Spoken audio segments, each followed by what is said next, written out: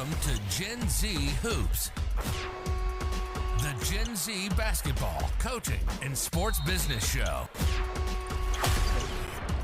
What's going on, guys? Welcome back to another episode of the Gen Z Hoops podcast. Today, I'm joined by former Liberty League Player of the Year and current power forward for Avanti Mondorf in Luxembourg, Jackson Meshanic. Jackson, how are you doing today?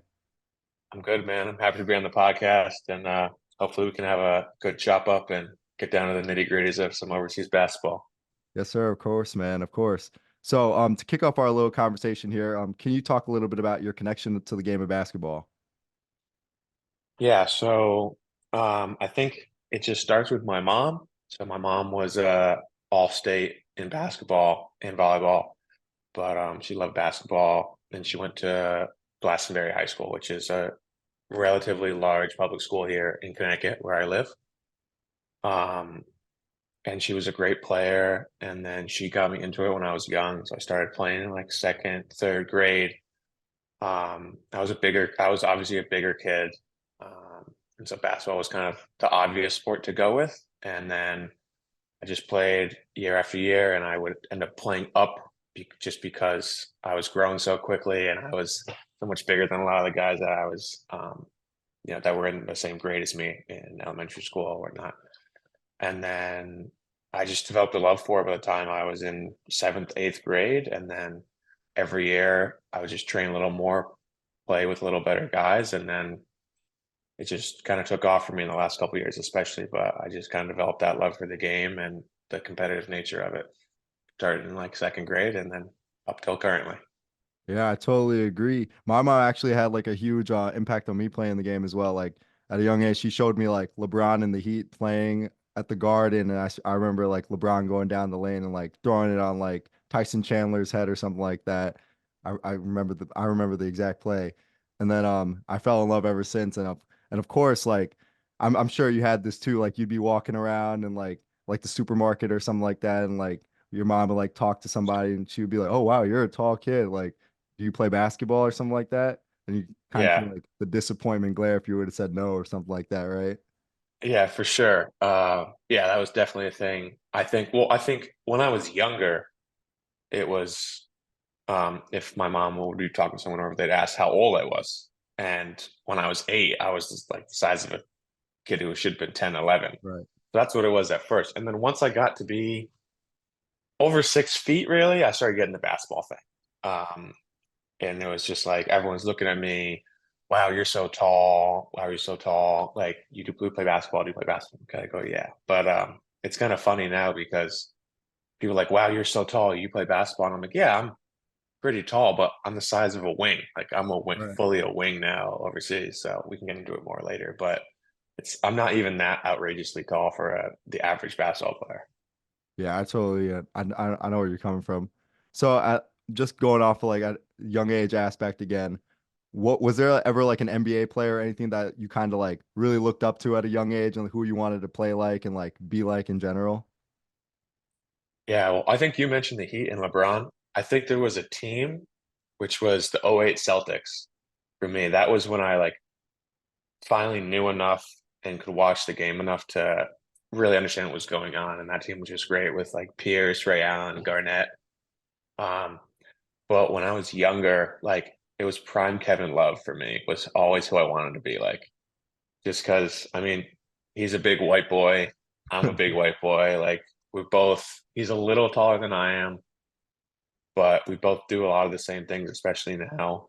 And I just love his game. And we've kind of had a similar transition. Like he was kind of a real beefy power player who could shoot the three a little bit. And by the end of his career, like when he really hit his prime, he was handling the ball a lot, shooting the three really well. And I feel like I've had a similar type transformation the last couple of years. So I still like want to be like prime Kevin Love to this day. Yeah, I know we're gonna get into it a little more, but like I remember when I first like went on campus at Hobart, Jay actually told me like a story like before like your 5 a.m. before like the early morning lifts and stuff like that. He would like check in the gym. You'd be like on the gun working on that like catch and shoot top of the key three and that like trailer spot a little bit. So like I could Yeah. testify to that. That's like what Kevin Love really gets when he's on the Heat right now. But let's get into your high school career. So you attended Kingswood Oxford School in the Knapsack, where you were a 4-year varsity letter winner, produced over 1,000 career points and rebounds, and was a 3-time All New England honoree. So reflecting on your time at KO and these accomplishments, what comes to mind? Yeah, so I think I actually, a lot of people don't know this, but I started out at my local public school for my first year, my first 2 years in high school, actually. And my freshman year, I was on JV. Like, I didn't go straight to varsity. I didn't like skip all these steps. Like, I was on JV and I didn't even start. Like, I was coming off the bench on our JV team as a freshman. Um, and then I went home that summer and I said to my parents, like, Mom and Dad, I'm going to start on varsity next year. Like, I'm going to start on varsity next year. This is my goal. It's a little outlandish, but I'm going to do it. And I would tell my friends, and the only person at school who believed that I was going to start for varsity next year, it was me. Like, I probably don't even think my parents believed me. But then I was about like 6'2" my freshman year. Next year I came back about 6'5", 6'6". Wow. And um and I'd worked that summer. Like, I was lifting with the football team, which helped. And I was just, going out in the driveway and seeing how many times a day I could have roped my dad into rebounding for me. Um, and then I came back and tryouts started, and we went through tryouts, and our varsity coach said to me, like, we're going to have you on varsity, but you're going to be on JV. Like, you're going to swing, which is a pretty common thing Yep. as a high schooler. And then we had our first scrimmage, and one of our wings was thick. So by luck, I got to start in the scrimmage, and I ended up having a great game. I got 18 points and like 13 rebounds, and I just started the whole year, took off from there. Um, Ended up being like all conference CCC East, which is just like the Central Connecticut Eastern Division. Yep. It's not important. And then end of my sophomore year at E.O. Smith, my mom was starting to get emails from KO. And they're saying, like, from the coaches, they're calling my mom saying, like, we'd love to have your kid come on campus. We'd love to have him here. Like, we see he's a multiple sport athlete, because I played football and baseball as well. And the KO team was trying to turn their season around. They had won, I think, one game the year before. Wow. But it was the only prep school looking at me, because while I had improved a lot, I was still like 6'5", 6'6", and fully like a center. Like, I wasn't shooting the ball. I wasn't handling the ball. So the coach at KO had come back. About 10 years previously, he had left the school to go down to Florida, and he moved back. But in his previous stint as the head coach at KO, they had won the New England Championships for our class. Okay. So I went on campus, I did interviews, and somehow we made the financial aid work to be able to afford going to KO. So I eventually made the executive decision with my parents that said, like, in high school, public school in Connecticut, I can be really, really good and not have to expand. Like, I can be really, really good at 6'6" and just playing center, really. Right. But for college, like, that's not going to always cut it. Like, you can do it in college, but it's really, really hard. We went to KO, made that transition, expanded my game. And then by the time I was a senior, I had the green light to, shoot the open trail three, like we talked about, and put the ball on the floor. But while I was at KO, I trained all summer, every summer, with the current coach at KO, Brad Seaman, who's still like basically an older brother to me now. He's younger. He was really young when he got the head coaching job at KO, which was before my senior year. And he's still on the younger side, but I still work out with him to this day. But I think he really helped me go from like, I'm really good in high school, to I'm really good in high school and I'm going to be able to be really good in college too, because there's definitely a difference. And yeah, then I just took off from there. But in terms of basketball wise, if I hadn't met Brad, the head coach at KO, I don't think I'd be where I am right now. Yeah, I totally agree. I actually went to another NEPSAC school as well. I went to Salisbury with John Mark. I'm sure you knew John Mark, of course, because you played with him last year. And I can also testify. I feel like at these prep schools, like the community aspect of it, and like you meet so many great people, and as well as basketball minds, because like they have people like tailored to like every single sport at all these schools. Like I actually met John Mark's like host dad, Mr. Ruskin. He would like work me out over my 3 years there, especially because I wasn't playing like my first 2 years as well. So he kind of like instilled that like kind of like motivation factor in me as well, like to keep working hard and do all like the little things on the floor to get me on the floor my senior year. And then also my senior year, I also had an assistant coach who played at UMass Lowell, and like he kind of took me under his wing. He was like, it also like worked because he was like 6 years older than me as well. So like he kind of had like that young person. Talking about Bryce Yeah, Daly. Bryce. You know Bryce? I played AAU with him. Really? You played Yeah, on we played. City Rocks? No, we played for Middlesex Magic together. Yeah, that's crazy. You know Bryce. Yeah, that's crazy.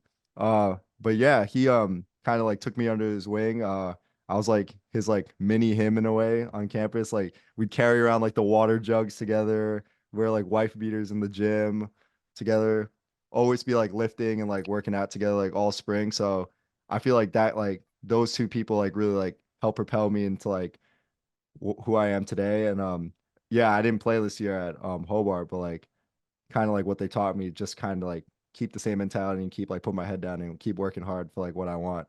So I can also agree to that, like that there's like special people at these schools. So Yeah.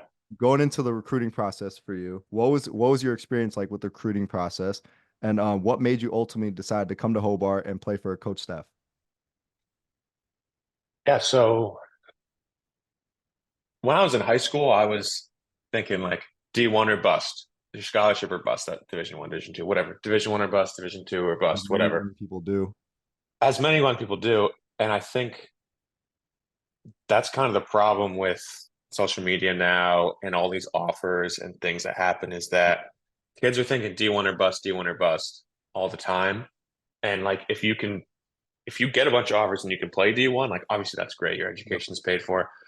But I think I see every year more and more kids that play Division 1 at a school or at a location or just in a situation that's not great for them.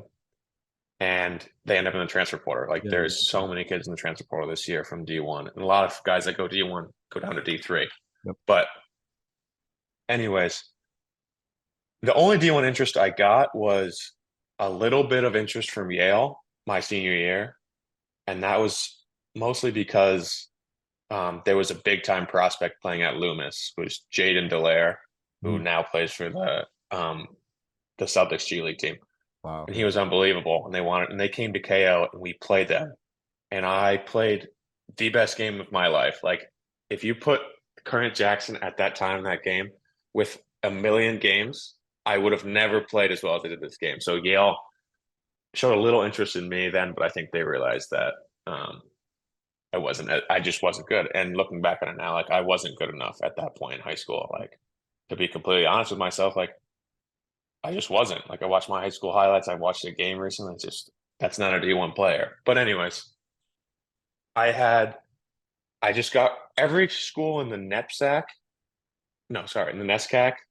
I get this confused all the time. The NESCAC. So Same. Don't those worry. Williams, Tufts, Amherst, that conference Trinity Yep. have reached out to me, and every school in the Liberty League, I think every single school in the Liberty League had reached out to me. So I took visits to like all of these super high academic and usually pretty good basketball programs. And I had visited a bunch of these schools, and the only school I really hadn't heard from was Hobart. And my college counselor at KO played lacrosse at Hobart, and he had Hobart's flags all around his office. And so I was meeting with him, and I was telling him about all the schools I visited, and he says, "Well, have you visited Hobart? Like I went there and loved it, and you're visiting all these schools that are just like Hobart. Like maybe it would be a great fit for you." So that night I went, and actually my AU coach Mike Roddy, the Middlesex Yep. Magic guy, he's pretty famous now. Like everyone knows him in the There's New England connections basketball world. everywhere, man. Yeah, he set me up with Coach Sweeney, who at the time was the head coach at Hobart. Actually, Steph was only an He assistant. coached that con now, right? Yep. So he's the coach at Conn College now. And Coach Sweeney called me up and he said, like, "Hey man, like, I'm sorry we hadn't reached out to you. We assumed you were just going to to the NESCAC. Like we just thought you were a Middlesex Magic guy. You're going to the NESCAC and it was done with. We thought like it'd be a waste of our time, but we love you. And like he was like, I saw you play this, this, and this game. Like you did this great. So he knew exactly who I was. And I said, well, no, like to be completely honest, in the NESCAC, there's like A band, B band, C band at the time there was. And like so Right. A band students are like 1600 SAT 4.0. Yeah. And B band is just like slightly below that, and C band is like slightly below that. So like I had a 3.5, 3.6 at KO, Mhm. and I'm forgetting my SAT score exactly, but like my resume in terms of getting into schools was pretty strong. Like I had AP classes, I had a pretty good GPA, and the NESCAC schools were saying to me like, yeah, we like your game, but you're not good enough for us to use our C band because they can only have 2 C band players on one team at a time. And Right. they all said to me, like, we like your game, but you're not good enough academically for us to use one of our C bands like spots for you. Which looking back, I've actually had multiple coaches that had recruited me, like text me or call me or see me somewhere and say, wow, like we really screwed that one up. Like if we could go back in time, we would take you in a heartbeat as one of our C band guys, no problem. And obviously, like hindsight's 2020. Like I had a great career, but I just think it's funny. But anyways, so I went up to Hobart, and Hobart was the only school where I got on campus, and the whole coaching staff was there waiting for me and players. Yeah. And like I got there, and there were 4 coaches there. It was Coach Sweeney, Coach Steph, Coach Smiley, who is at Fredonia now, and Yep. Coach P was there, and they were all there waiting for me. And like I'm not going to say that's the only reason I went there, but it's definitely didn't hurt. And then I ran on with the guys, and I loved all the guys. I had a good visit, had a great visit. Met with career services, and just I left there, and I said to my mom, like on the way home, I said, "I'm going to ED to Hobart." Like I just made up my mind that visit. Like that's where I want to be. They want me. They've they've put together this whole visit for me, which now I know we do for a lot of people, but at the time Yeah. it felt like really special for me because it's just like the amount of care and the amount of effort that Steph and the staff and Coach Sweeney at the time were willing to put in to a visit. Like that's the attention to detail that I want in a game. That's the attention to detail I want in film too. Like if we don't have that attention to detail when I'm on campus and I'm supposedly your number one recruit, which is what a lot of these schools in the Liberty League told me, Mhm. then I can't trust you to be that focused when it comes game time. And that was part of it. And the second thing was I said to my mom, like, I want to find a place where if I snap my leg and I can't play basketball ever again, like I still think I'm going to be happy and I still think I'm going to be able to have a successful career doing something other than basketball. And I felt that Hobart was the place to do that. Yeah, 100%. Did you play pickup when you went as well? I actually didn't play pickup because I was dealing with like some knee tendonitis and it was I forget when it was, but I watched pickup. No, I watched a practice. Oh, okay. I watched a practice, and so I couldn't have played pickup anyways. But I was out that weekend as well. I didn't play pickup, but I know a lot of the recruits play pickup and Yeah. usually enjoy it. Like that's sometimes one of the reasons we get guys is because pickup is good at Hobart, I think. Really competitive. Guys like end up almost like fighting each other sometimes, but like that's good. Like bring out the competitive side of each other. It's like we don't go out there and like BS, which I really like about it. Like no, Yeah. we don't take anything lightly. But to connect to your point about why you chose Hobart, I actually got familiar with Hobart by coming to watch you guys play. I believe you guys played against Oswego last year. I came up with John Mark's host dad, Mr. Ruskin, and then like watch you guys play. I remember they kept like dropping it to you at like that like short elbow right there, the high post, and you kept Yeah. going one on one, taking it to the rim that game. And I was like, I saw like how well you guys were like really poised and like how it was like a system based aspect of it. And I was like, wow, like I really like want to be a part of this. And then I ended up applying late because I was like still like trying to see if I can go to one of those NESCAC schools like Williams or Amherst. But then Same. yeah, man. And but then funny thing is a lot of the guys at Salisbury, they went to Hobart as well, like Bobby Wynn He's like on our wall of fame out in Bristol. For like football and lacrosse. Another guy, Mr. Warder, he like worked at admissions over there. So like I heard like so many good things about the school, and I went up and visited. I like met a couple of the guys, and then I don't know, I kind of like fell in love with the place, and I was like, screw it, let's see what happens. And then here I am. But Sure. so going into your freshman year at Hobart, what was your mindset? Well, I know I kind of talked about when I was at EO Smith how my mindset going into sophomore year was like I'm going to start varsity, and that ended up being like a success. So on the complete other hand, I was going into Hobart and I was saying like I don't care that they're returning four seniors and who are and two guys on the team that are also currently pros. No, wait, the two of the seniors my freshman year went to play pro. One of them still playing. And then Tucker was on the team too, Tucker Lesko, who ended up being like first team all league his senior year, and Dan Messina, who was the Liberty League Rookie of the Year. Like, I went in and I said, I don't care about all this. Like, I'm starting on this team. Like, I will be starting on this team. I don't want to have to play the five, but I will play the five because the guys that played 1 through 4 were all borderline, like all league guys. And I said, okay, I'm going to play the five. I'm going to start. And to fast forward to the end of the year, I didn't play a single minute in the playoffs. I played 3 minutes in the quarterfinals, and then I didn't play a single minute in the semifinals or the finals. So obviously that year was tough. I still think I could have helped the team, but the season started and I was nervous, and I was coming off the bench and I was a little uncomfortable with that just because I hadn't come off the bench hardly ever in Right. my life. I didn't play well to start the year, and then minutes were just really spotty. Like I Yeah. think I played average 5 minutes a game, and I was getting frustrated because I felt like I was working really hard, like all the time, extra, extra, extra. But I was just confidence kept steamrolling in the wrong direction, Yeah. and yeah, I felt like I hit my lowest point in terms of basketball. When I just didn't play in the playoffs. Like I felt like our coaching staff didn't have confidence in me. And like looking back, I wasn't confident in myself. So like I can't really expect them to be confident in me. Um, but I was still frustrated. With that being said, like I have talked to Coach Sweeney, who was the coach at the time. I actually still work out with him at Conn College because it's about 25 minutes from um, our house here in Right. Connecticut. And he said to me, like, he admitted to me, like, I kind of butchered that freshman year.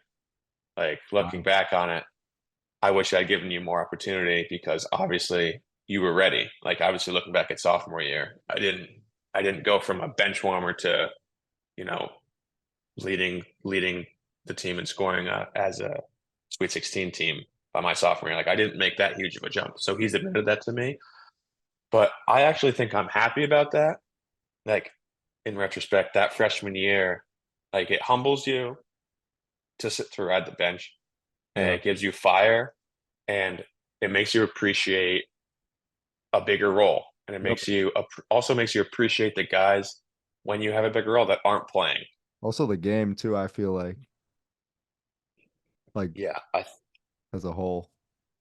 so I think like not playing. I think every player should experience like a year of not playing, whether that's when they're super young, whether that's in college when they're underclassmen. Like I think it just shapes your personality better, and it on top of like learning how to support your teammates and learning how to put your ego on the back burner, it also makes you want the minutes more, like makes you want a role more. So I think like again, if that hadn't happened and I started playing right away, I wouldn't have grinded like I did every summer and woken up and looked at the top of my room where I'd written you weren't good enough to start, you weren't good enough to play. Like that motivated me every day. But I wouldn't have grinded like that if I had just gone in and played all the time. So I think that helped me. Yeah, I totally agree. So you know how I mentioned before that Hobart's kind of like a system, like everyone eats, like everyone has like their specific role. So like you said before that you mainly had the ball in your hands a lot throughout your AAU and high school career. What was it like to adapt to the style of play at Hobart? Yeah, well, I think not just for me, this goes for everyone. Like, if you're playing college basketball, you're a good player. Even a team that struggles at the Division 3 level, most of those guys in that team can go home and play pickup and look like an absolute superstar. Like, Right. that's just the case. That's just how it is. So I think the reason a lot of people struggle and the reason some teams struggle in college is because everybody at their high school was the guy. Yep.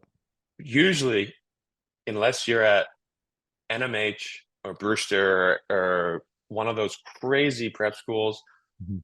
where or whatever it may be, where you got 12 Division 1 players for the most part, everyone on the college team was the man at their high school. Right. So there's only going to be one guy who's the man, and then like two tertiary or secondary, tertiary like guys on each team. So that's an adjustment for everyone. But it was hard. Like I realized it the first day I pick up my freshman year. I said, wow, like I've got to do other things. Like Yep. I need to rebound and defend and just finish open layups. And then this is a struggle that everyone goes through. And then every year your role increases. But it was growing pains and it was me being frustrated and it was me feeling like I was out of rhythm because I didn't have the ball when I Right. had been so used to having the ball my whole life. So I think like I said, every player should go be on a team where they're not playing much or they're a role player. But like the guys that do really well at every level are the ones who can play with the ball in their hand, who can play without it. And I wasn't very good without it. And that freshman year, I had to adjust. I had to learn, and even sophomore year, admitting like that's something I had to learn. And I'm grateful for that opportunity and that life lesson. Yeah, most definitely. Well, you didn't sit the bench for too long. Like your sophomore year, which was the 2019-2020 season, we saw you like took a really big jump that year. So like that season you took home honors such as the D3hoops.com All East third team, USBWA All Rochester area first team, All Liberty League first team, and even led the Liberty League in double doubles with 7 of them. So let's start in the off season heading into that year. What were your goals during that off season heading into your sophomore year? I know you mentioned you writing like those motivating words on your wall, but what else like did you do to like propel yourself into this role that year? Yeah. So I went home and I said to myself, like, I mean, you know how you have these thoughts and you go on in your head, like, what can I get, or at least for me, Yeah. what can I get better at? How am I going to do this? Like, how am I going to play? What's the steps here? And I said to myself, like, I'm a decent athlete. I never shoot the ball, and I can't really put the ball on the floor. So, like, this is lofty. But Right. I said, I want to come back and be an above average athlete who will shoot open threes and get to the rim off of closeouts. Like, and those things seem very simple, but that's not that simple to do in one summer. Yep. So I started again. Brad Seaman, the coach at KO, recommended this NBA trainer, Paul Favorites. He does Yeah. PJF Performance. My brothers do it. I do it now. But I bought his program, the Vert Code, and started training like a basketball player, training like an athlete. Like everything I did, even strength wise, was to be explosive. Like everything had a purpose behind it. I wasn't doing like 4 sets of 12 on the leg extension trying to get big quads because Yeah. that's not helping me play basketball. So everything I did was explosive. I started really doing the plyometrics. I started really being on a plan. And I just worked out all the time. Like, so I would just get up and I was working at KO that summer as like an administrator for the summer camps they do, which meant I got access to the gyms whenever I wanted. So I'd get there before school and I would lift and I would do this lift. So it was 3 days a week of legs and plyos and 2 to 3 days a week of like mobility, core work, and then I would add in some upper body stuff when I saw it necessary. And then I'd work all day and at lunch the kids had lunch from 12 to 1. I would hoop. I would either hop on the gun, I would hoop, I'd work on my handle, I'd do whatever. And then the day would end and we'd play pickup at KO. And this was every day for the entire summer. And it was Wow. exhausting. And I would go home on weekends and just sleep. Like Saturday, I would do a light lift, maybe get some shots up. And Saturday, Sunday, I was sleeping. So that's what I did all summer. And Gotcha. like I had honestly thought about like if this season goes like last season, I just might not be good enough to cut it. And Yep. I need to focus my energy somewhere else. And I said, this is it right here. I'm all in for this summer and see what happens. And then we got back to school. And I kind of noticed I pick up like I was kind of doing more what I wanted. Like I wasn't getting moved by the bigger guys. I wasn't getting blown by as much. And I would shoot the open threes. Like I had made progress in the places I wanted to make progress, but I still was like lacking a little confidence. And then the year started and I was in the rotation a little more, but it was like 7 or 8 minutes to start. Yeah. And I remember we played a game, we lost. I played 7 or 8 minutes and I saw my mom and like I kind of broke down a little bit. Like I just felt like I had busted my ass the whole summer. And it just selfishly, I wanted to play. I wanted to roll. Yep. And like during the games, I wanted to win, even if I wasn't playing, but I wanted to roll. And my mom just told me, like, stay true to the course, Jax. Like, like your family's always going to support you. And like you put in all this work this summer, like you just need one opportunity. You just need one opportunity. And then I toughed it out. We had one more game I played again 7, 8 minutes. And then we played, it was either U of R or Fisher, but we played them back to back. And I went in and I like immediately got an easy layup to start the game. And then I got another one. And so that's 4 quick points. And like, again, my confidence is super shaken, but I went in and I scored 4 quick points. And so like, I was like, okay, like this is the opportunity. My mom just talked to me about it. Here's the opportunity.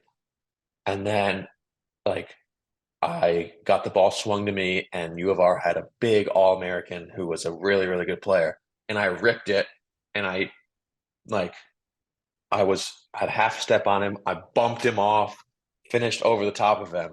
And I looked at my dad who was on the baseline, like going crazy. And then I was running back on defense and I like felt the swagger come back. Like I felt the whole year of like doubting myself. I felt it like just like start to like fizz out of me. Not fizz out of me, but start to like evaporate into the air. And Like a from there, weight I got just took lifted over. off you, kind of. Yeah, I felt like a weight got lifted over me. I was like, I just took it to this guy who's supposed to be unbelievable, and he is. He's a really good player. Ryan Nauzier, who was an unbelievable player at U of R. And I ended the game with like 15 points and 7 rebounds. And I ended up like finishing the game. Like I didn't start the game, Yep. but I ended up finishing it. And Right. then the next game, we played Fisher, I think. And it was the same idea. Like I went in, played 15 minutes. I think I had 15 points in 15 minutes. I made a three. I took another like all league guy off the dribble, got to the rim, and finished that game again. And so from there, it kind of just took off. And it was luck. Like I got lucky. I ran the floor twice. And because I was a nobody at the time, I There's no got 2 wide scout. open layups. Yeah, there's minimal scout. And then we play one more game, and then we go up to St. Lawrence and Clarkson. And Dan Cook, who was currently a freshman at the time Yep. on our team, was sick. And so I slid right into the starting lineup where he was playing the 4. And my first game as a starter, we beat Clarkson, and I had another good game, like 17 points, 10 rebounds, couple assists, like played 32 minutes, and I was exhausted after because I'm not used to playing that much. But then we go to play SLU the next game. It's my second game ever as a starter. And that zone is weak at the high post. They play that extended 2-3 zone. So I think I got 2 dunks early in the game off of they zip passes. I was in the dunker spot, caught it and dunked it. And then I kept getting high post touches and just quick rips, nothing complicated. I ended the game with 37-7. Sheesh. And it was like, I'm making passes I didn't even think I knew how to do. I'm making moves that I didn't even know were in my bag. It was like, I did all this training over the summer, and that definitely helped me. But then, like, I had all the stuff that I apparently could do, but I just needed like that weight lifted off my chest. So then we go home, and Coach Steph calls me into his office, or no, yeah, Coach Steph calls me into his office because he's our head coach now. Coach Sweeney went to con, and he says like, we like you off the bench, but you're going to be in the starting lineup now. And I got to shout out Jake Preston, who's still a good friend of mine, because he was starting for most of the year up to that point, and he kind of got not benched. He still was in the rotation, but he took a minute decrease to let me start, essentially. And the coaches had met with him before they met with me, and they asked, and they said, like, we want to do this. And apparently he was all on board. And he was my biggest supporter the rest of the year. Like, a lesser man, a guy with an ego, a guy who only cares about himself would have been all pissed off that him as a senior lost their starting spot to me as a sophomore. He was my biggest supporter, and he's still like one of my biggest supporters of all time. And I got put in the starting lineup, and for me, it kind of just took off from there. And, I had two unbelievable guards, Dan Messino and Tucker. And then Edens and Sam split time at the 5. And then me and Dan Cook played as our big wings or power forwards. And we all fit together so well. And that team was outrageous because I felt like I was, at that time, a plus defender, like a pretty good defender. And I was the worst defender on the floor most of the time with that team. So, like, I ended up leading us in scoring, but that's because we had these guys dogging themselves all day, like playing defense, doing whatever. And I just would swoop in for rebounds. I just get easy buckets. And I would get one-on-one post-ups because Dan and Tucker shot the ball so well. So that year was unbelievable for me. It was a perfect situation and a lot of luck on top of the fact that I worked really hard that summer. So that's kind of the long version of how sophomore year ended up. Well, you guys did a really good job. I mean, like, you guys ended up making it to the second round of the NCAA tournament. Can you talk a little bit about the experience of playing in the NCAA tournament and having like this big of a role on a team like so early into your college career? Yeah, so like for me, one of the best situations to be in sports, specifically basketball, is when no one thinks you can win and no one even thinks you can compete, right? So we lost to Ithaca in the Liberty League semifinals after an unbelievable year, and we all thought we were done. Like, we thought we were done. We went to lift the next day because we thought we had a puncher's chance to make it as an at-large. Yep. And we thought we were done. We thought we were done. And then Monday comes, and we're sitting in there, and they call us, and they give us an at-large bid to go to Springfield and play St. Joe's, who is like a powerhouse. Like, they hadn't lost a game in months. They were scoring 106 points a game, something crazy out of control like that. And I've got guys from Connecticut texting me like, "Yo, you're playing St. Joe's. You're gonna get smoked. Like, you guys have no chance. They're like, you're gonna give up 900 points, whatever." And I just said, "Okay, like, that's great. Like, good." So it's a win-win kind of. Like, if you lose, you're supposed to lose, and if you win, it's like the best day ever. Yeah. So we go to St. Joe's, and they've got a huge crowd there because it's Springfield. They're in Hartford. It's a 45-minute drive. But we also had a lot of fans there from Hobart alums and whatnot. And we start the game, and they can't score. Like, they just couldn't score on us. And we were just playing so free. And every time they made a run, we just calmed down and handled what they were doing. And I don't think they had seen a team with like our discipline before. I think that was very confusing even to them. So we ended up winning that game. But in terms of me, for my role, I think I was, again, like I said, I was in a perfect situation. I didn't have to guard their best players, who at the time were all guards. And I just got to play in an offense. Like, I didn't have to ISO. I didn't have to score 40 points. I could just play. And when I got my opportunities, I would take them. And if I didn't, then we could still win. So that was a great place to be in. And I just felt super comfortable with that team and with Coach Def and everything. And then we move on to play Springfield. And they're supposedly better than St. Joe's.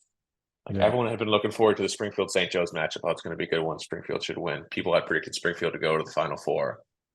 And we were down about 8 with like 8 minutes left, or 13 with 8 minutes left. And Steph just put his confidence in me and just drew up a couple sets just for quick ISOs. And I remember the first time we drew up a set, I get a cross screen, I catch it, and I attacked middle and got fouled. And I look over at Steph, and he's telling me to tell all the Springfield guys how they can't guard me. He's like, Jax, tell everyone on the floor they can't guard you. You're taking over this game and they cannot guard you. And I didn't say that because I was still kind of a more quiet guy at that point. Yeah. But like, I was just like, wow, like, again, if we lose, we lose. But my coach has got my back this much. Like, he's put all of his trust in me. And then we end up making a crazy comeback. I had a couple big buckets down the stretch. And then obviously, I think everyone at Hobart has seen it. 7 seconds, 6 seconds left, and we inbound the ball to Damasceno. He goes the full length of the court for a buzzer beater layup to win the game. And it was absolute mayhem in Springfield. Like their whole student section, the entire side of the gym at Springfield, which is a huge gym, was just like shocked. And so we're all yelling at the fans, like, get out of here. This is our court now, whatever. And it was just surreal. Like, I just looked up at my parents, and it was just unbelievable to go from like, I'm in tears with my mom at the beginning of the year after a loss, and I'm not playing much, to then having the team accept me as one of the main guys and people give up roles, and to go to the Sweet 16 like that was just unbelievable. And like, I'll never forget that team and everything they did for me. And like, that was probably the most fun I've ever had playing basketball for sure. Oh, that's amazing. I don't mean to go off on a tangent here, but like I don't understand how like none of you guys are Heat fans. Like I get garbage. I've been getting garbage like the whole year being like a Heat fan from your brothers, Aiden, Gabe, like all these guys. Like all the stories that all you guys tell are like reminding me of like Jimmy Butler and the Heat last year when he was saying like I don't care what none of y'all think and all this stuff. Like we're just gonna go out there and compete, and they end up getting the job done. Like sorry, I just had to mention that because Yeah. it like kind of pisses me off a little bit. But Yeah. Well, I'm a Celtics fan yeah, because I live in Connecticut. So like, it's tough. The Celtics they just clench up and poop themselves every time they play the Heat. So like, but that's I respect the Heat a lot. Like I respect Spoelstra in the way that it literally does not matter who's on that floor. They're gonna make it tough in the playoffs. Like they could, like Eric Spoelstra could take our team at Hobart and have them compete in an NBA game. I'm convinced of it. Like obviously that's an exaggeration, but like it's almost to that level. yeah. I feel like it's all the adjustments they make over the course. Like we saw it this year in the game 2 in Boston this year. I mean, they were like had no Terry Rozier, no Jimmy Butler, and they still found out a way to pull that win out. They couldn't. It's not. It wasn't sustainable enough this year. No, I think when there's that big of a talent gap, you Yeah, just gotta just jack threes and hope you get hot and you can win one like that. yeah. Like, That's they shot like that was like a franchise record of threes made. Like you can't sustain that level of shooting yeah, over the course of the series.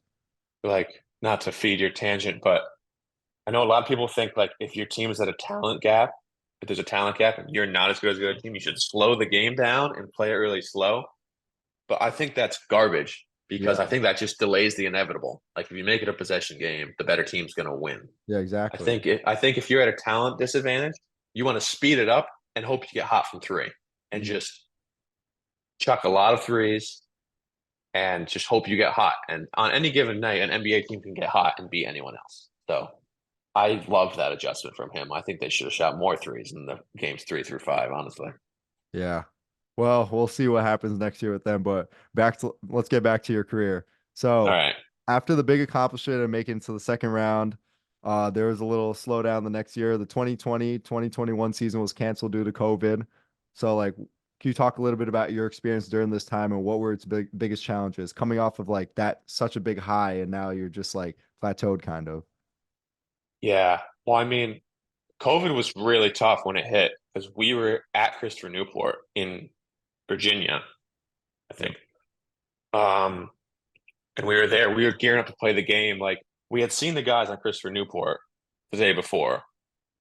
Like there's no beef or anything, but they had said to us like, "Yo, we've sold every single ticket for our arena right now," and they like have a full arena. Like I don't know if you've Really? seen that gym or not, but Never seen it. it is an arena. Like Really? that place is insane.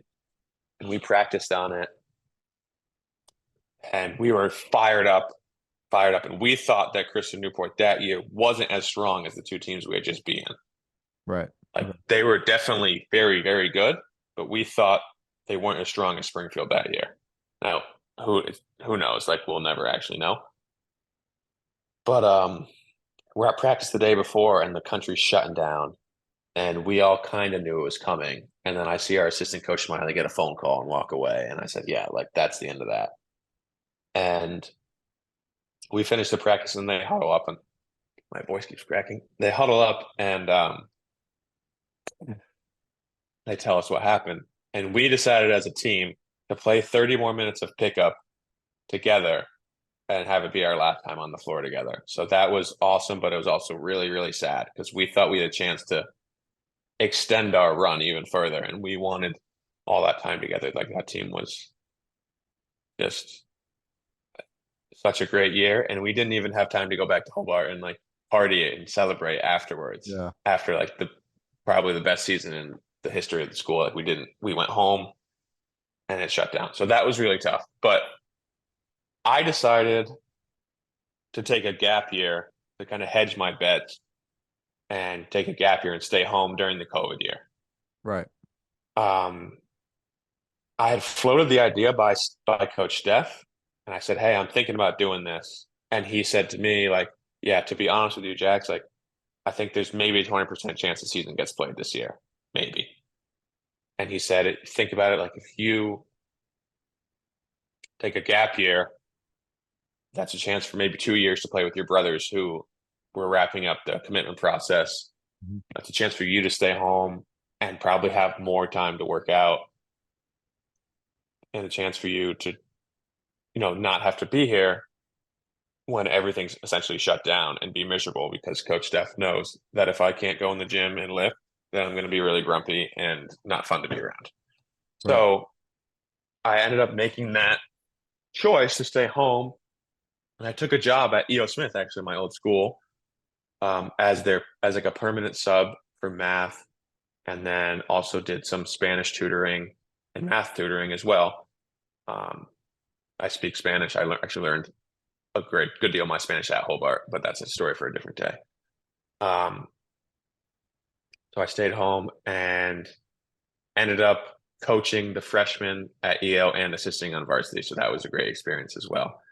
But I think my game took another leap because I met randomly at a community gym. I met Brian Fitzpatrick, who was a pro. He played at Bucknell.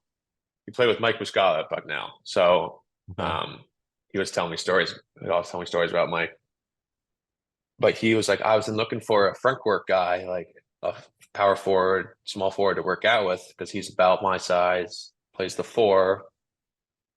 And so I met him, and then we just started training every day during the week. Like, not every day. Some weeks it was every day. Most weeks it was at least 3 and 4 days a week. And it would be go in, and we would do shooting on the move, which is what I really wanted to work on. We would do some ball handling, but it was usually a lot of shooting. And then we would play post one-on-one for 30 minutes, and he would absolutely annihilate me every single day.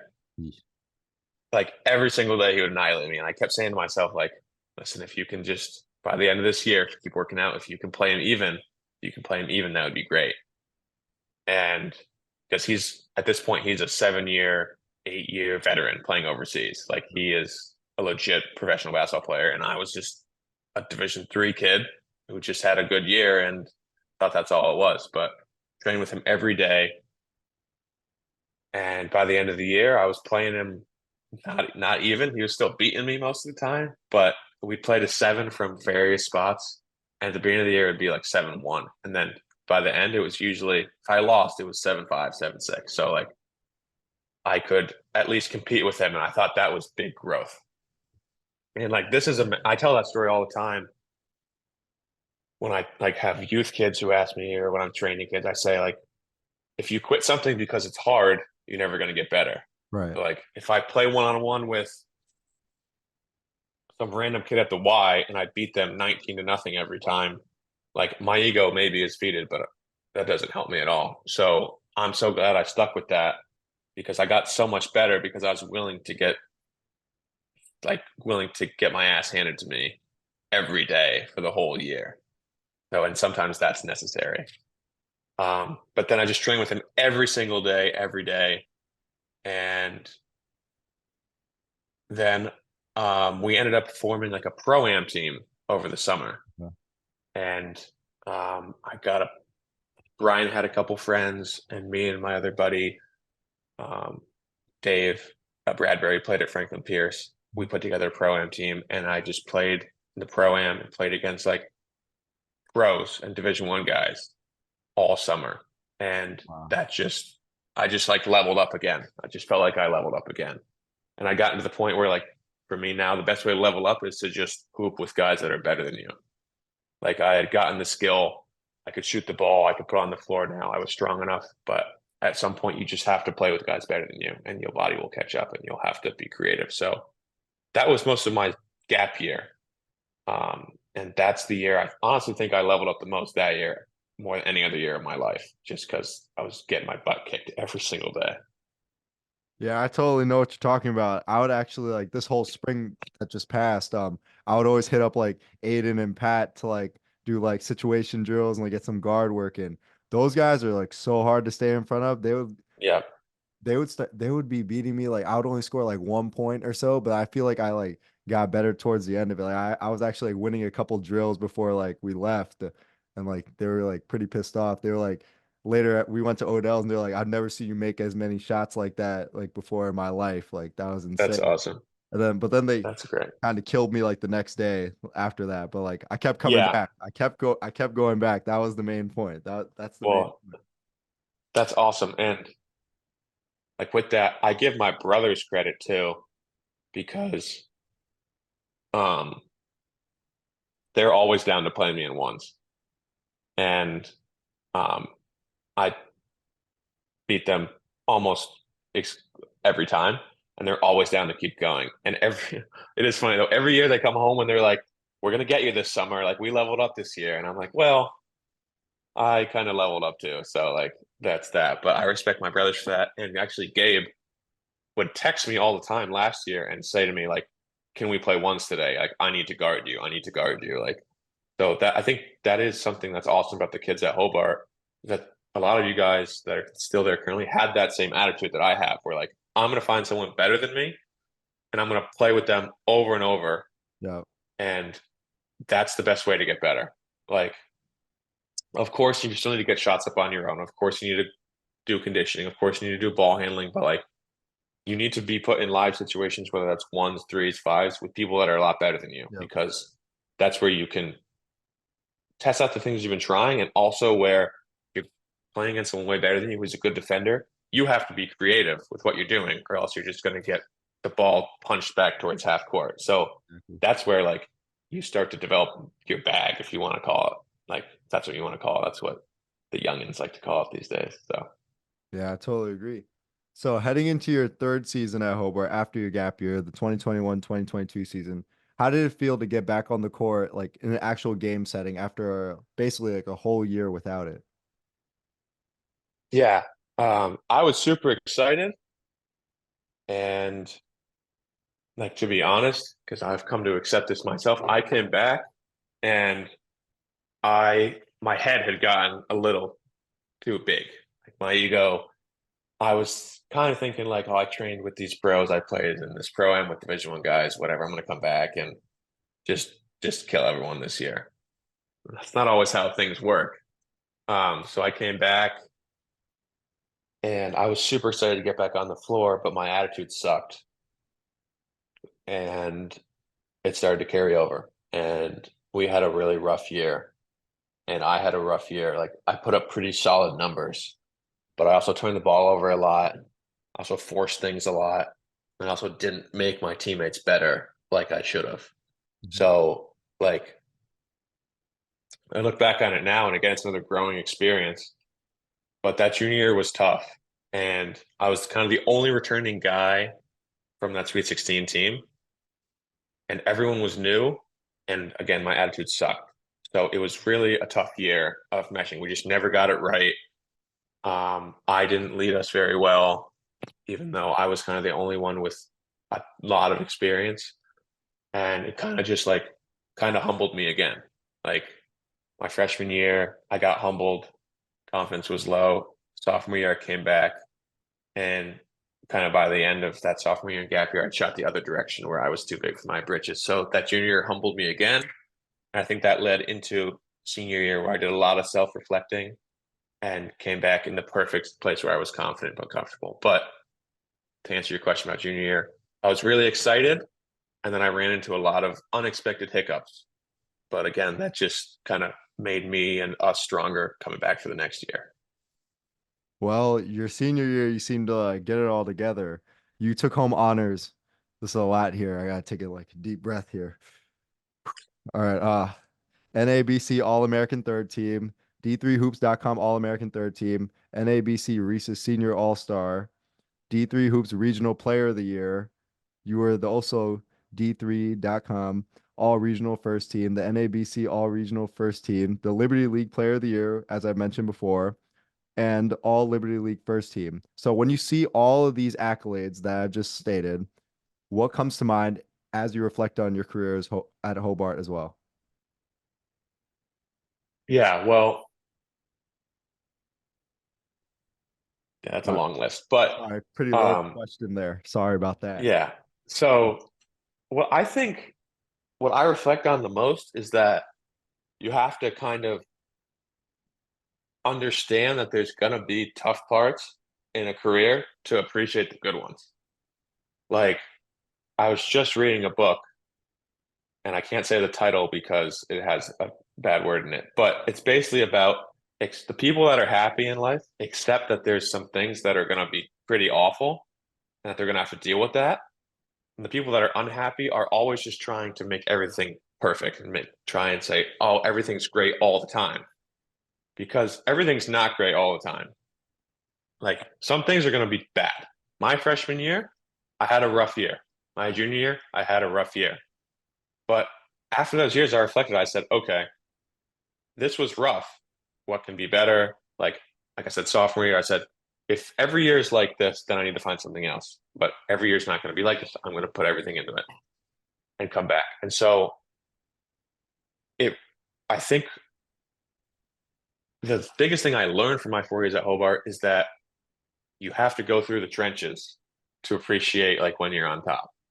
And you have to accept that being a college athlete is not all sunshine and rainbows, and that some things are going to be awful. And if you can accept that some parts are going to be awful and you're going to lack confidence, then you can really appreciate and be happy about the good parts. And like the happiest people are happy about the great parts and understand that the rough parts are just growing experiences. So that was kind of a big lesson for me.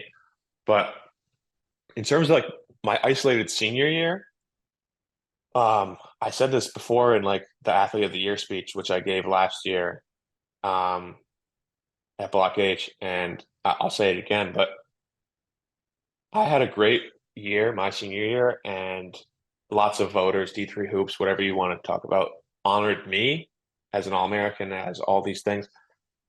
But I wouldn't have been able to do that without the team. Like I tell Pat Walker all the time, like, if I wasn't on this team getting all these shots, getting all these touches, you could have been first team all league easily, like easily. We saw it this year. Pat Healy, first team all league. My brother was second team and Aiden was honorable mention. Like they had it in them, but they kind of sacrificed for what we felt was the greater good of the team, which was me having the ball in my hands a lot. So like I shouted out Pat Walker, Pat Healy, Aiden, Carter. They all took a little bit of back seats. And then my friends too, David and Andrew Lynch, like they were supporting me the whole time. Like there was never any jealousy. Right. I felt, and that's really rare on a college team. Like a lot of people would have said, like, why is Steph drawing up every other play for Jackson? Like, why is he shooting 20 times this game? Why he just had 7 turnovers last game? Like, why are we still trusting him? There wasn't any of that. Like, they all trusted me.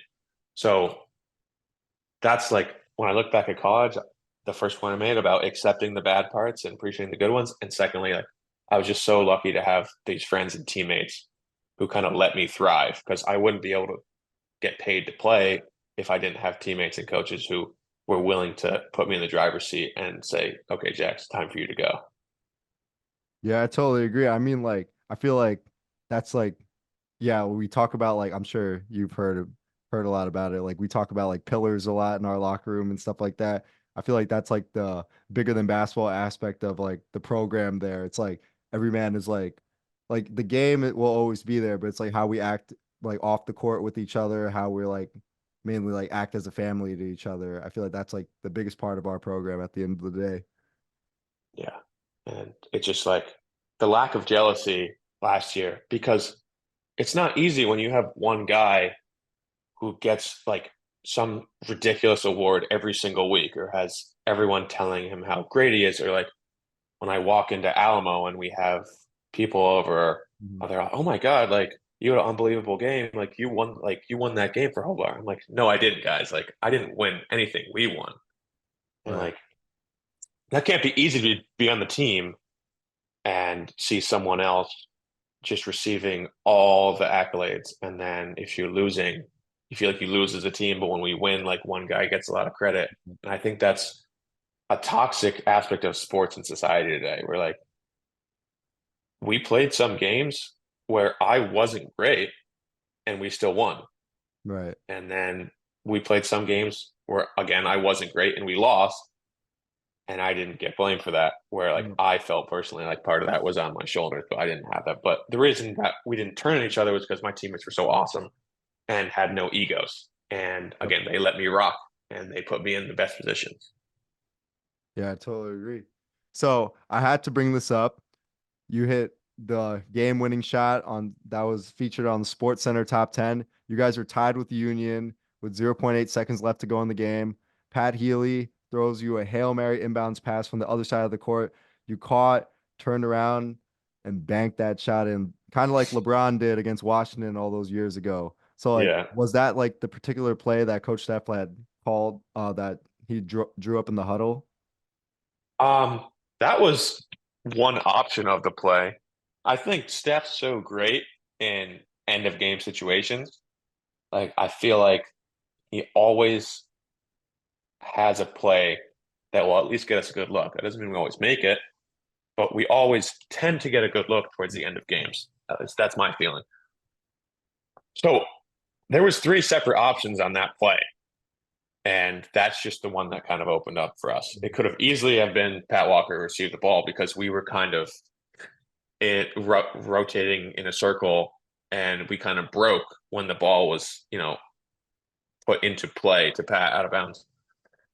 And Pat threw an unreal pass and I caught it and chucked it at the rim and fully got lucky and banked that shot in. Like I think everyone in the world knows I'm not trying to bank that shot in. You could have been like LeBron Um, and said, I work on that. No, I don't work on banking in that shot, falling out of bounds into my bench. So um, it it was high skill from Coach Steph, high skill from Pat throwing a pinpoint pass, and a lot of luck from me to basically have a miracle go in. So got to give all the credit again, give all the credit to my teammates and take away everyone telling me like how great it was. Like it's like I said with the whole season, like my teammates deserve more credit and less of the blame.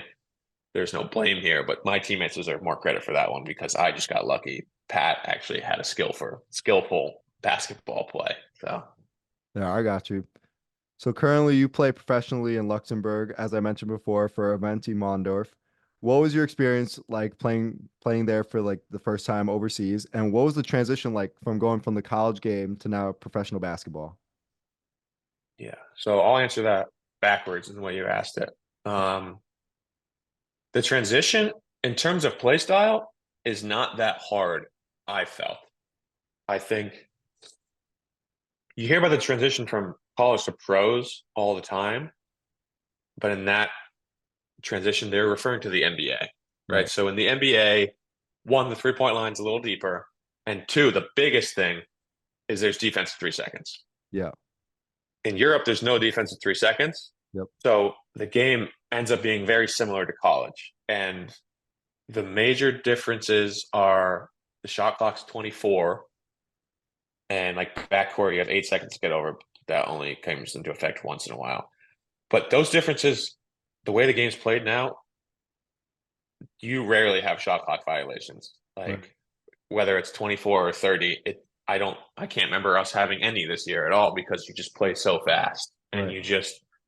you get into your actions as quickly as you can. And when you're running a ball screen, like it's a high ball screen, like you see the NBA guys all the time, they just end up running variations of high ball screen most of the time. If they're in drop coverage, it's just a read for your guard, either fling it back to a popping big or have some sort of floater.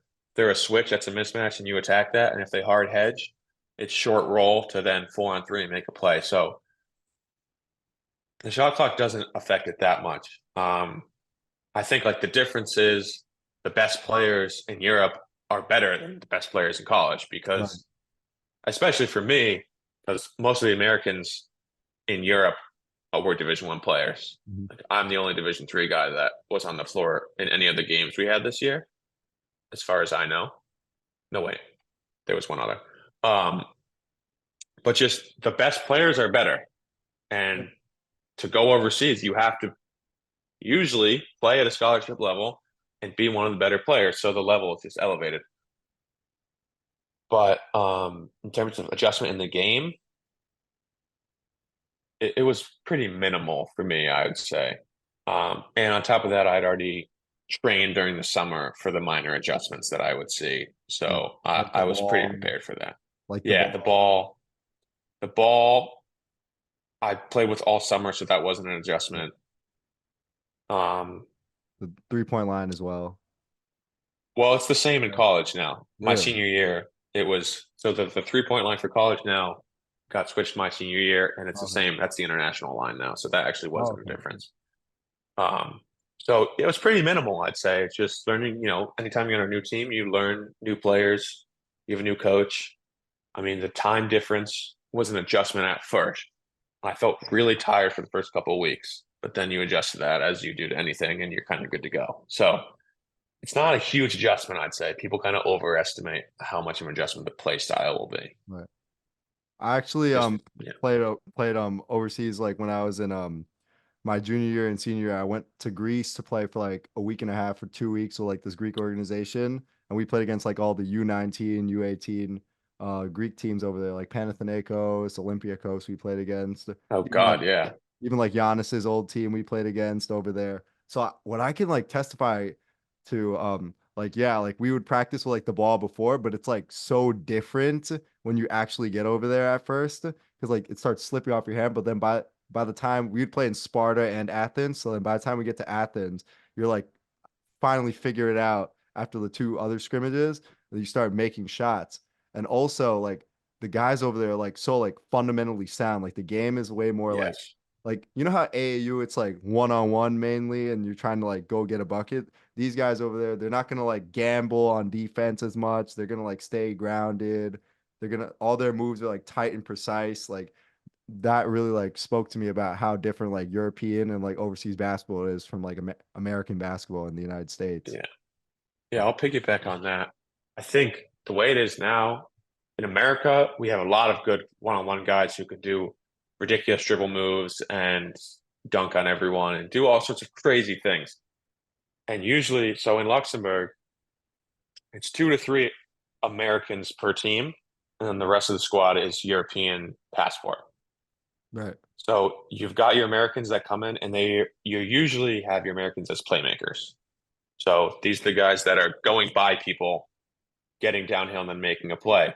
But like the European guys, I would say if you get downhill and you kick to a European guy on the wing and it's like a 3-on-2 next one opportunity, they are usually better at that than the Americans are because they're fundamentally sound and they're used to playing a type of basketball where the guys in Europe aren't always working on how to do a tween cross, hesitation, half spin, go by someone. They're working on how to play as a team. Right. So it's an interesting mix because you have your Americans who a lot of times are going one-on-one and trying to get buckets. But the teams that end up being really good, at least in Luxembourg, which isn't the level isn't as high as, say, as Spain or Germany, which is where I hope to be at in a couple of years. But the teams that are really good are the teams that have the Americans that can create for themselves, but get the Europeans advantages, because once they're at an advantage, they're usually really, really good. Yeah, most definitely. So I asked all my guests that come on the show this final question. So what are your future aspirations for your career going forward? Yeah, so when people ask about my career, I say there's my basketball career, which will end sooner than my post basketball career, obviously. Right. In terms of basketball, so my end goal is I want to play in Spain. That's like I wouldn't say pipe dream, but my dream, everything would have to go perfect. Everything goes perfect, I play in the top division of Spain. That's like my maybe attainable if I do everything perfectly for the next 3 to 4 years. Perfect. Everything goes exactly how I want it. I don't have the athleticism to go to the NBA /side. I know that. I'd love to. I like to work out. I work out with some NBA guys. And on my best day, I can score a bucket or two when we're playing ones or twos.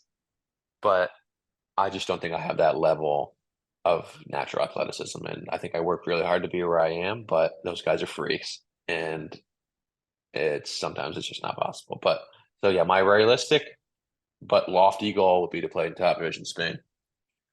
I'm thinking I will be wrapping up around 30, if barring me meeting the absolute love of my life and falling head over heels in love with someone and deciding to stay, which I can't see happening, or having a really, really bad injury and having to hang them up early. I think around 30, I'll say, okay, that's probably the end of the line, unless I'm in an unbelievable situation and something changes where I have a wife / girlfriend and she's living in Europe with me and it's all set up for me perfectly. But it's really, really hard to get there. And in terms of career, outside of basketball, I studied psychology on top of Spanish at Hobart. And I would love to go back to school and then go into social work counseling. I'd like to work with adolescents 20 and under. I've already described it a little bit, but I had a really rough time at that stage in my life. Yep. So I would love to go back and help, people who I think were in the same position as me kind of get through there, because I didn't really feel confident in myself till I was about 20, 21. I just lacked confidence a lot. And I'm super extroverted now. I ramble on, as you've seen, but I wouldn't speak to people unless spoken to until I was about 19, 20. And that's a tough way to live, just feeling kind of cornered and trapped in yourself. So I'd love to help kids progress through that. That would be a dream job for me. Yeah, totally. Well, Jackson, thank you so much for coming on the show, and I hope everything works out for you going forward with your career and your career off the floor as well. Thanks, man. Appreciate you having me on the show. It's been fun. Thanks for listening to Gen Z Hoops. Make sure to follow, like, and subscribe on Instagram, LinkedIn, and all major social media platforms at Gen Z Hoops. You can tune in and subscribe on Apple Podcasts, Spotify, YouTube, and every other podcast platform on the planet. Get ready for the next episode.